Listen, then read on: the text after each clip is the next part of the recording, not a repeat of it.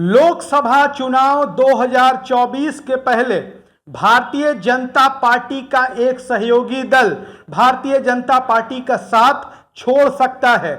वो एनडीए को tata bye bye कर सकता है। और यह दल कोई छोटा मोटा या साधारण दल नहीं है, बल्कि जनाधार वाली पार्टी है, जिसके बिना भारतीय जनता पार्टी का 2024 के लोकसभा के चुनाव में कांग्रेस पार्टी से निपटना, कांग्रेस पार्टी से टकराना और कांग्रेस पार्टी को हराना आसान नहीं होगा। जी हां, हम बात कर रहे हैं हरियाणा की राजनीति की।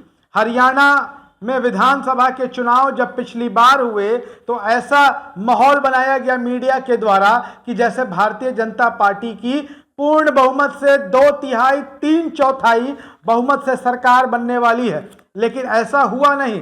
दरअसल कांग्रेस पार्टी ने कड़ी टक्कर दी बीजेपी को और बीजेपी बहुमत का आंकड़ा पार नहीं कर पाई या बहुमत के आंकड़े को छू ही नहीं पाई।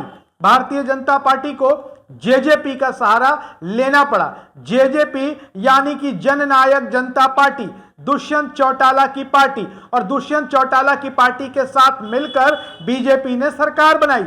हम आपको बता दें कि दुष्यंत चौटाला के पास हरियाणा की विधानसभा में 10 सीटें हैं, 10 विधायक हैं, और इन 10 विधायकों के मिलने के बाद से भारतीय जनता पार्टी की मनोहर लाल खट्टर की सरकार हरियाणा में बन पाई थी। लेकिन अब स्थिति क्या है हम आपको बता देते हैं। क्योंकि अब भारतीय जनता पार्टी का हरियाणा की विधानसभा में दुष्यंत चौटाला के साथ गठबंधन है, मिलकर सरकार चला रहे हैं। लिहाजा जब लोकसभा के चुनाव होंगे तो भी तो मिलकर सरकार बनानी होगी, लोकसभा के चुनाव होंगे तब भी तो मिलकर चुनाव लड़ना होगा। लेकिन भारतीय जनता पार्टी लोकसभा के चुनाव में दुष्यंत चौटाला के साथ किसी भी तरीके का रिश्ता रखने के मूड में या पक्ष में नहीं है। भारतीय जनता पार्टी का साफ तौर पर कहना है कि चूंकि हरियाणा में लोकसभा की 10 सीटें हैं और 10 की 10 सीटों पर भारतीय जनता पार्टी का कब्जा है, ऐसे में भारतीय जनता पार्टी किसी सहयोगी को कैसे एडजस्ट कर सकती है? भारतीय जनता पार्टी अपने सिटिंग सांसदों का टिकट कैसे काट सकती है? और बीजेपी जिन 10 की 10 सीटों पर जीत गई है वो उसमें बंटवारा कैसे कर सकती है? यह भारतीय जनता पार्टी का आधिकारिक बयान है।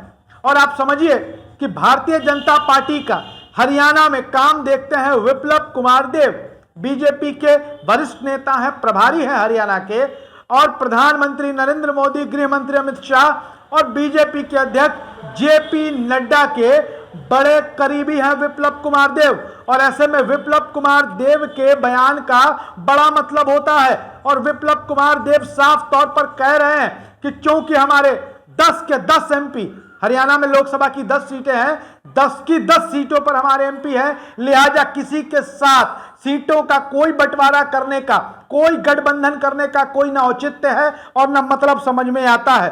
तो इससे साफ हो जाता है कि हरियाणा में भारतीय जनता पार्टी अपने किसी सहयोगी के साथ लोकसभा की सीटें शेयर करना नहीं चाहती है।